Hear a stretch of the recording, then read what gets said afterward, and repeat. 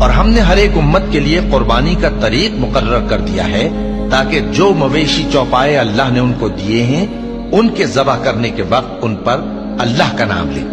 سو تمہارا معبود ایک ہی ہے تو اسی کے فرما بردار ہو جاؤ اور عاجزی کرنے والوں کو خوشخبری سنا دو۔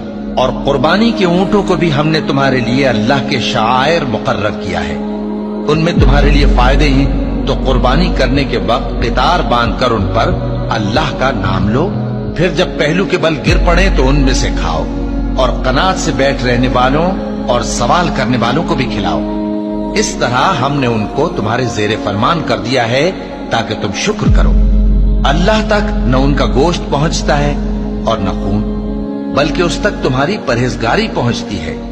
اسی طرح اللہ نے ان کو تمہارے زیر فرمان کر دیا ہے تاکہ اس بات کے بدلے کہ اس نے تم کو ہدایت بخشی ہے اسے بزرگی سے یاد کرو۔